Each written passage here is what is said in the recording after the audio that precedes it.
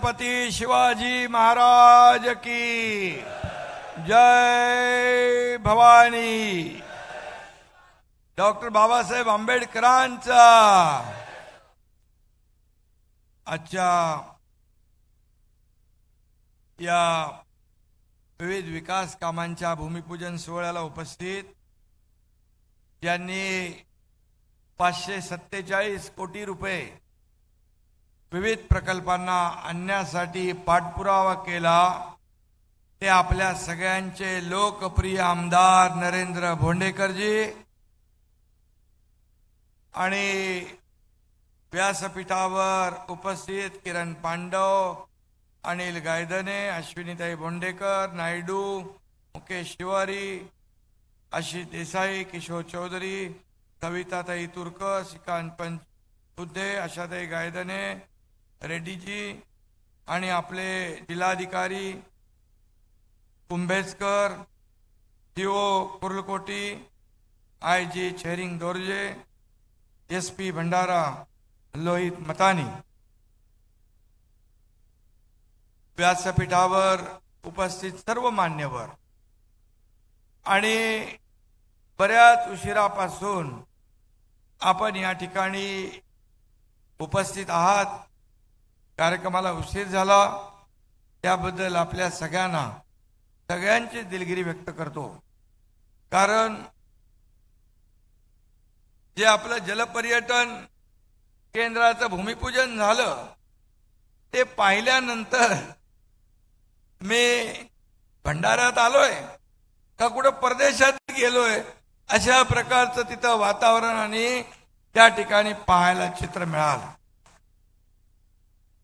खरं म्हणजे आज आपले आमदार कसा असावा, आदर्श आमदार कसा असावा याचं ज्वलंत उदाहरण आपले नरेंद्र भोंडेकर यांच्याकडे पाहत आहे. खरं म्हणजे आमदार तळमळीने काम करणारा, आपल्या विभागाला लोकाभिमुख करणारा, आपल्या मतदारसंघात विकासाचे प्रकल्प आणणारा आणि त्यासाठी सातत्याने पाठपुरावा करणारा आमदार जेव्हा निवडून येतो तेव्हाच खऱ्या अर्थाने त्या मतदारसंघाला न्याय मिळतो. आणि म्हणून मी तुम्हाला धन्यवाद देईन की तुम्ही भाग्यवान आहात की तुम्ही नरेंद्र भोंडेकर याच्यासारखा आमदार निवडून दिला आणि त्याने आज 547 कोटी रुपये आज या ठिकाणी आणले. खरं म्हणजे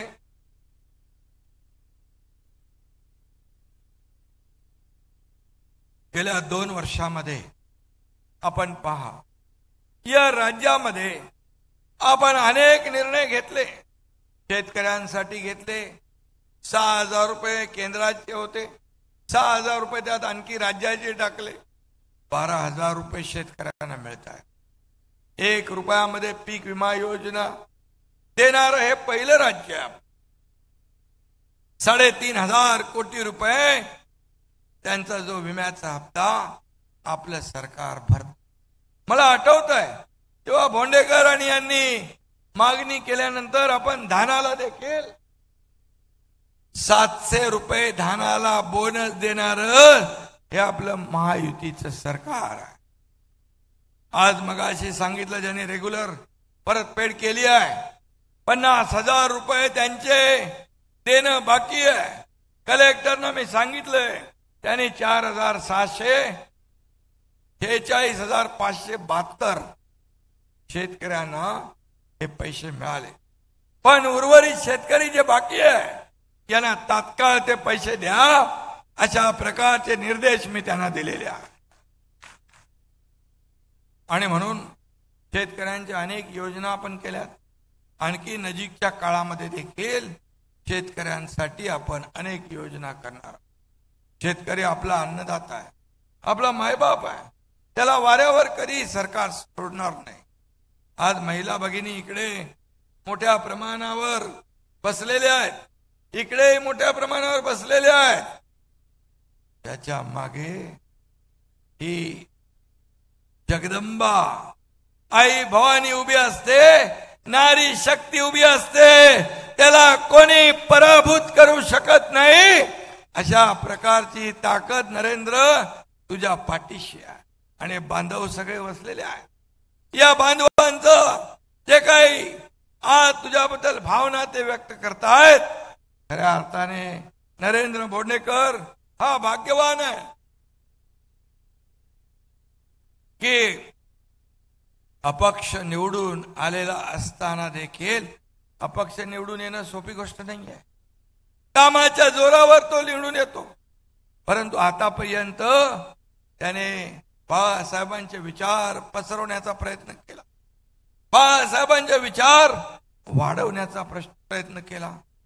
मी आपल्याला अभिमानाने सांगतो, जेव्हा 2 वर्षापूर्वी या राज्यामध्ये आपण सत्तांतर घडवलं, सर्वसामान्य माणसाच्या मनातलं सरकार आणलं, त्यावेळेस नरेंद्र भोंडेकर या एकनाथ शिंदेच्या खांद्याला खांदा लावून उभा होता.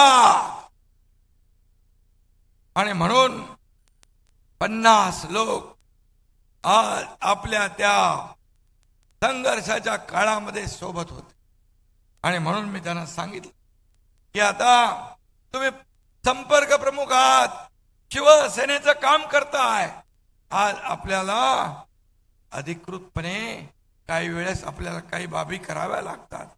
आणि आज त्यांनी बाळासाहेबांच्या शिवसेनेमध्ये अधिकृतपणे प्रवेश केला. त्याबद्दल मी त्यांचं मनापासून अभिनंदन करतो, मनापासून स्वागत करतो. तो नाही तर ते तुला कुठलं पद होता? जिल्हा संपर्क प्रमुख, नाहीतरी काम करतच होते. परंतु आता या निवडणुकांमध्ये आपण पाहिलं, या निवडणुकांमध्ये फेक नरेटिव्ह, खोटे नरेटिव्ह पसरवले. संविधान बदलणार, आरक्षण जाणार, या आपल्या दलित मागासवर्गीय बांधव भगिनींना त्यांना खोटा प्रचार केला. आदिवासींमध्ये खोटा प्रचार केला, मुस्लिम मध्ये लोकांमध्ये प्रचार केला. आणि हे एकदाच होत, पुन्हा पुन्हा होत. आणि म्हणून आज मी आपल्याला सांगतो, 30 जागा महाविकासित आघाडीच्या आल्या असल्या तरी मतदान जे आहे, मतदान महायुती आणि महाविकास आघाडीला एक समान झालेलं आहे. त्यामुळे 5 विधानसभा मतदारसंघात आपला उमेदवार पुढं, एक मतदारसंघ आला आणि त्या मतदारसंघात 4 ते 5 मतदारसंघाचा लीड तोडला गेला. पण हे काम, हे खोटं नरेटिव्ह पसरवून केलंय. मला सांगा की बाबासाहेबांचा पराभव कोणी केला? मला सांगा तुम्ही. बाबासाहेब आंबेडकरांना पराभूत कोणी केलं? काँग्रेसने केलं. एकदा नाही, 2दा. बाबासाहेब म्हणाले, हे काँग्रेस जळकं घर आहे, यापासून दूर राहा. हे बाबासाहेबांचे शब्द. आज नरेंद्र मोदी यांनी लंडन मधलं बाबासाहेबांचं घर स्मारक म्हणून तयार केलं. आज नागपूर मधली दीक्षाभूमी विकसित आपण करतोय. मुंबईमध्ये हिंदू मिल मध्ये जगाला हेवा वाटावा असं स्मारक आपण करतोय. संविधान बदलणार, बदलणार. मगाशी नरेंद्र बोंडेकर यांनी म्हटलं, 50-60 वर्ष या काँग्रेसला संविधानची आठवण झाली नाही. पण नरेंद्र मोदीजी सरकारमध्ये आले 2014ला आणि त्याने 2015 पासून संविधान दिन साजरा करायला सुरुवात केली. मग मला सांगा, मोदीजींनी शपथ घेताना संविधान डोक्याला लावलं, बघितलं आपण सगळ्यांनी. आणि म्हणून जब तक सूरज चांद रहेगा बाबा साहेब का संविधान नहीं बदलेगा. हे सगळं हे असा, हे खोट्या अफवा, खोटा प्रचार, आणि त्याच्यामध्ये नरेंद्र आपण फोडून काढायला कमी पडलो, ही वस्तुस्थिती आहे. परंतु मी आपल्याला सांगतो, शिवसेनेचं मी फक्त सांगतो, उभाटा आपण आणि उभाटा 13 जागा समोर समोर लढवल्या. परंतु तुमच्या बाळासाहेबांच्या विचारांच्या शिवसेनेने धनुष्यबाणाने 13 पैकी 7 जागा धनुष्यबाणाने जिंकल्या. म्हणजे 6 जागा तुमच्याकडे, 7 जागा आमच्याकडे. 19% मतदान शिवसेनेचं, त्यापैकी तुमच्या धनुष्यबाणाकडे 14.5% मत आपल्याकडे आले. 2 लाख मत उबाटापेक्षा जास्तीची धनुष्यबाणाला मिळाली. आणि हे आता खोटं नरेटिव्ह पसरवून जो विजय मिळवला ती एक सूज आहे. सूज कायम राहते का? सूज उतरते. त्यामुळे मी आपल्याला सांगतो, आम्ही त्यांच्यावर टीका करत नाही. महाविकास आघाडी दररोज सरकारच्या कामावर टीका करते. मी म्हणालो, हा एकनाथ शिंदे तुमच्या टीकेला टीकेने उत्तर देणार नाही, तर कामातून उत्तर देणार. आणि आज हे उत्तर 547 कोटी रुपयांनी आपण दिलेलं आहे. आणि म्हणून मी आपल्याला एवढंच सांगतो की नरेंद्र भोंडेकर हा सातत्याने लोकांमधला आमदार आहे, लोकांमध्ये मिसळणार आहे. मी मुख्यमंत्री झाल्यानंतर त्याने मला एकच सांगितलं, साहेब आमचा भंडारा जिल्हा, गोंदिया भंडारा हे काय इकडे विकासापासून आम्ही वंचित आहोत. मी त्यांना सांगितलं, हा एकनाथ शिंदे तुझ्या पाठीशी खंबीरपणे उभा आहे, विकासाला एकही पैसा कमी पडू देणार नाही. आणि म्हणून त्यांनी आज जे काही मी पाहिलं, अतिशय मनाला समाधान वाटतं. जागतिक दर्जाचं पर्यटन स्थळ या ठिकाणी उभं राहत आहे. आपल्या राज्यातलेच नाही, देश विदेशातले लोक पण इथे येतील, या पर्यटनाचा आनंद घेतील. तुम्हाला आनंद होईल. भंडारा, गोंदिया, चंद्रपूर या जिल्ह्यातल्या लोकांना त्याचा आनंद लुटता येईल. आणि इथल्या स्थानिक लोकांना रोजगार मिळेल, स्वयंरोजगार मिळेल. त्यांचा स्वतःच्या पायावर ते उभे राहतील. आणि अशा प्रकारचं काम या माध्यमातून इथे हॉटेल होतील, बाजारपेठा येतील, दुकाने येतील. या ठिकाणी सगळं सुरू होईल, व्यापार उदीम होईल.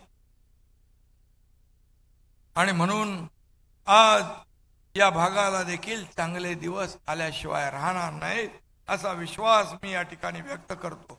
भंडाऱ्यामध्ये आल्यानंतर एक वेगळा अनुभव या ठिकाणी मिळतो, एक वेगळा आनंद मिळतो. बघा, तुम्हाला एवढा उशीर झालाय तरी सुद्धा एकही माणूस इथला हटला नाही.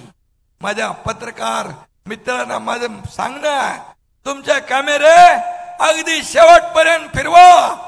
शेवटपर्यंतचा माणूस जागता हल्ला नाही. हे प्रेम आहे, हे भंडारावासियांचं प्रेम आहे. आणि म्हणून तुमच्यासाठी जेवढं करू तेवढं कमीच आहे. आणि म्हणून तुम्हाला विकास कामांना पैसे देताना सरकार कधी हात आखडता घेणार नाही, हा शब्द या एकनाथ शिंदेचा. आणि आपल्याला माहित आहे, मी सर्वसामान्य कार्यकर्ता आहे. मी सातत्याने सर्वांना भेटत असतो. नरेंद्र मगाशी म्हणाला, अरे नरेंद्र नावामध्ये तुझ्या ताकद आहे. इकडे दिल्लीमध्ये एक नरेंद्र आणि त्या भंडाऱ्यात एक नरेंद्रनी सांगितलं पूर्वी काय परिस्थिती होती. पूर्वीची परिस्थिती मी पण पाहिली, पण आता परिस्थिती बदलली आहे. वर्षा हे निवासस्थान मुख्यमंत्र्याचं जरी असलं तरी ते मी समजतो माझ्या या जनतेचं ते निवासस्थान आहे. त्याला कधी तिथं यायला अडथळा येता कामा नये अशी भावना माझी आहे. तुम्हाला मी एकच सांगतो की हा एकनाथ शिंदे मुख्यमंत्री असला तरी सुद्धा कार्यकर्ता म्हणूनच काम करतोय. कालही कार्यकर्ता, आजही कार्यकर्ता आणि उद्याही कार्यकर्ता म्हणूनच काम करेल हे मी आपल्याला सांगू इच्छितो. आणि म्हणून मी लोकांमध्ये असतो, आमचा नरेंद्र लोकांमध्ये असतो. तर नेता कार्यकर्ता घरात नाही तर लोकांच्या दारात शोभून दिसतो. अशा प्रकारच्या शिवसेनेचं आपलं काम आहे. त्यामुळे मी लोकांच्या दारी येतो आणि लोक माझ्या घरी येतात. हा फरक आहे. आम्ही वर्क फ्रॉम होम करत नाही, फेसबुक लाईव्ह करत नाही. मी डायरेक्ट फेस टू फेस काम करतो, लोकांमध्ये जातो, लोकांना भेटतो, माझ्या माता भगिनींचा ऐकतो, माझ्या बांधवांचा ऐकतो, माझ्या शेतकऱ्यांशी संवाद साधतो, माझ्या तरुणांना भेटतो. भेटल्याशिवाय काय कळतंय? कार्यालयात ऑफिसमध्ये बसून होत नाही. आणि म्हणून शासन आपल्या दारी आपला कार्यक्रम अतिशय लोकप्रिय झाला, लोकांना त्याचा फायदा झाला. एका छताखाली अनेक योजना आपण दिल्या. कुणाला ट्रॅक्टर, कुणाला पॉवर ट्रिलर, कुणाला ड्रोन, माझ्या महिला बचत गटाला अनुदान, काय काय आपण दिलं. शासन लोकाभिमुख झालं, लोकांना देणारं हे सरकार आहे. आणि म्हणून लोकांना देत देत या ठिकाणी आपण आलोय. आणि म्हणून हे देणारं सरकार आहे, हे घेणारं नाही, हे दोन्ही हाताने देणारं आहे. एवढंच मी आपल्याला सांगतो. आणि आपल्याला माहित आहे मी मुख्यमंत्री असलो तरी लोकांमध्येच असतो. आपल्याला एक पूर्वीचं माहित आहे, कारण हात दाखवा आणि एसटी थांबवा अशी आपली एसटी होती. हाय अजून काही ठिकाणी. माझं पण तसं. रस्त्यात जाताना कुणी हात दाखवला तर एकनाथ शिंदेची गाडी थांबते म्हणजे थांबतेच. कारण तिथे एखाद्याला अडचण आहे, एखादा अपघात झालाय, त्याला तातडीची मदत पाहिजे. उतरल्यानंतर त्याला तातडीची मदत होते. माझ्या ताफ्यातली अँब्युलन्स मी त्याला देतो, हॉस्पिटलला रवाना होतो, त्याचा जीव वाचतो. मला आठवत आहे आपण एकदा भोंडेकर नरेंद्र नागपूरला एका कंपनीमध्ये बॉम्बने आपला ब्लास्ट झाला होता, ब्लास्ट. आणि त्यात काही कर्मचारी मृत्यू झाले होते. ब्लास्ट झाला होता आणि तिथून येत असताना एका ट्रक खाली मी बघितलं गर्दी झाली आहे. काय झालंय? गाडी मी थांबवल्यानंतर पुढे आलो. एक एसटी आपला रस्ता सोडून तिकडे भिंतीवर गेली होती. हे लोक मला म्हणाले एसटीचा अपघात नाही, पुढे चला, पुढे बघा. आणि एका ट्रक खाली एक मोटरसायकल स्वार तरुण अडकला होता. मोटरसायकल सकट अडकला होता. मी थांबलो. सगळ्या माझ्या पोलिसांना, तिथल्या लोकांना बोलवलं. म्हणालो सगळं जे काही उपाय ताकद लावायची तेवढी लावा, याला बाहेर काढा. बांधवांनो भगिनींनो, सगळं केलं. कोणी टॉम्बी लावली, कोणी जॅक लावला, सगळं केलं आणि त्या माणसाला बाहेर काढला. जिवंत बाहेर निघाला तो तरुण आणि त्याला आपल्या अँब्युलन्स मधून रवाना हॉस्पिटलला केला. किरण पांडव इथं आहे, किरण पांडव इथं आहे. आणि तो त्याला घेऊन गेला. यासाठी मी नेहमी कुठेही मुख्यमंत्रीच्या तोऱ्यामध्ये मी राहत नाही. मी सर्वसामान्य माणूस म्हणूनच मी काम करतोय. सिम्प्लिसिटी, ऍक्सेसिबिलिटी आणि क्रेडिबिलिटी हीच माझी आयडेंटिटी असं मी मानून काम करतो. सीएम म्हणजे लोक म्हणतात चीफ मिनिस्टर, मी म्हणतो सीएम म्हणजे कॉमन मॅन, सर्वसामान्य माणूस. माझ्या डोक्यामध्ये सर्वसामान्य माणसाची वेदना आणि दुःख माझ्या मनामध्ये आहे. एका शेतकऱ्याचा मुलगा या राज्याचा मुख्यमंत्री झाला, हे अनेक लोकांच्या पचनी पडलं नाही. कसं पडणार? कारण सोन्याचा चमचा घेऊन आलेले लोकच मुख्यमंत्री झालं पाहिजे असा त्यांचा भ्रम होता. परंतु जेव्हा अति व्हायला लागलं, या राज्यामध्ये लोकांवर अन्याय होऊ लागला, प्रकल्प बंद पडू लागले, तेव्हा एकनाथ शिंदेने धाडस केलं आणि हे सरकार पलटवून टाकलं. सर्वसामान्यांचं सरकार आम्ही आणलं आणि त्यामध्ये नरेंद्र भोंडेकर मगाशी मी सांगितलं सगळ्यात पुढे होता. आज माता भगिनी इकडे आहेत, माता भगिनी इकडे आहेत. एसटीला 50% सवलत देऊन टाक. एसटीने जातात ना सगळे लोक, 50% एसटी सवलत दिली. लेक लाडकी लखपती योजना आपण केली. मुलीचा जन्म झाला 5,000, पहिलीत शाळेत जायला लागली 7,000, 5वीत गेली 8,000, 11वीत गेली 10,000, 18 वर्षाची झाली 1,00,000 रुपये आपण त्या मुलीच्या खात्यामध्ये जमा करणार हे सरकार. आणि म्हणून हे सर्वसामान्यांचं सरकार, सर्वसामान्यांना न्याय देणारं सरकार आहे. आणि म्हणून शेतकऱ्यांना देखील दिवसा वीज मिळाली पाहिजे, यासाठी आपण कृषी पंप, कृषी फिडर सोलरवर टाकतोय. मी आता काही गोष्टी सांगणार नाही आपल्याला, परंतु आपल्याला मी एकच सांगेन की हे सरकार सर्वसामान्य शेतकऱ्यांना देखील आपण न्याय देतोय. आणखी जे काही द्यायचं आहे तेही हे सरकार देणार. माझ्या माता भगिनींना सक्षम करण्याचं काम हे सरकार करेल. युवकांना त्यांच्या हाताला काम देण्याचं काम सरकार करेल. आणि ज्येष्ठांचा देखील आदर राखण्याचं काम आपलं सरकार करेल. हे सरकार आपल्या सर्वसामान्य लोकांचं आहे, सर्वसामान्य लोकांचं आहे. आणि म्हणून 2 वर्ष, थोडा माझा आवाजाचा प्रॉब्लेम आहे, 2 वर्ष केलेलं आपलं महायुतीचं काम आणि 2.5 वर्ष केलेलं महाविकास आघाडीचं काम आपण तुलना करा आणि ठरवा कुणाच्या पाठी उभं राहायचं. तुमच्यावर सोडलंय. तुम्ही 2.5 वर्षाचा काळही पाहिलाय आणि 2 वर्षाचा काळही पाहिलाय.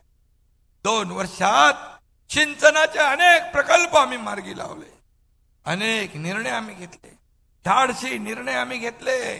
त्याला धाडस लागतं. आणि म्हणून मी आपल्याला एवढंच सांगतो की लोक प्रामाणिक माणसाच्या पाठीशी उभे राहतात. प्रामाणिक माणूस हा लोकांच्या सुखदुःखामध्ये धावून जातो.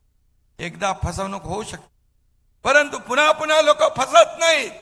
आणि म्हणून नरेंद्र, तुझे मला सांगितलंय की परमात्मा या मोठा समाज आहे, त्याला देखील सुट्टी 3 एप्रिलला दिली पाहिजे.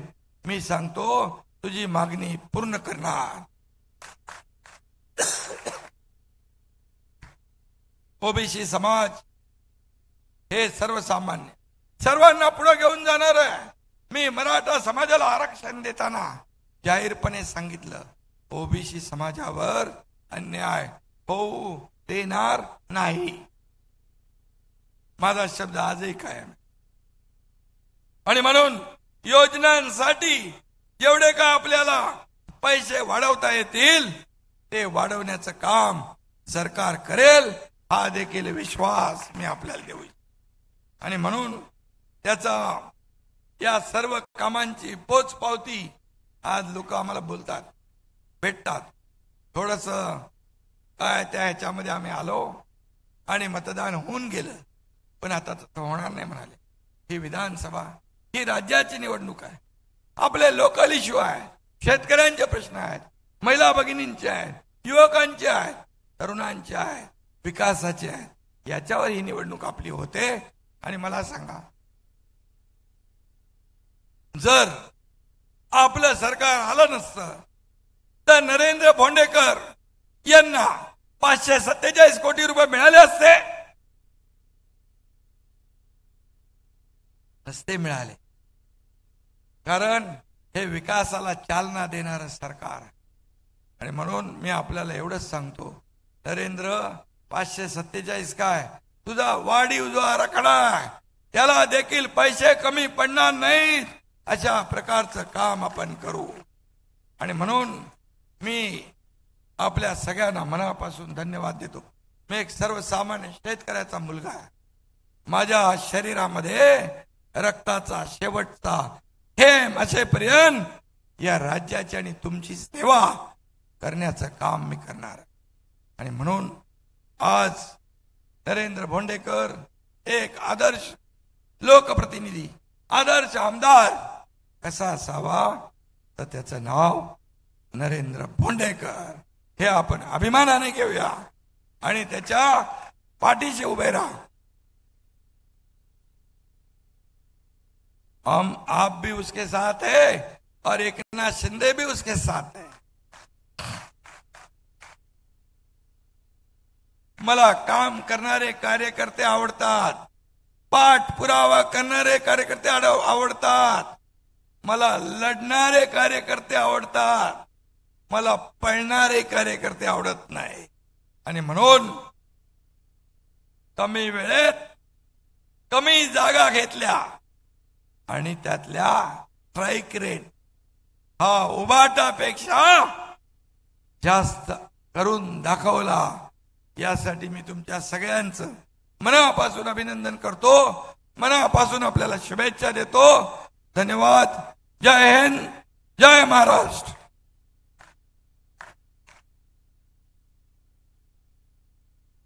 माननीय मुख्यमंत्रीजी, मी आता माननीय आमदार साहेबांना विनंती करते की त्यांनी जलपर्यटनचे प्रतीक असलेले सन्मान चिन्ह सर्व भंडाराच्या नागरिकांच्या वतीने माननीय मुख्यमंत्रीजी.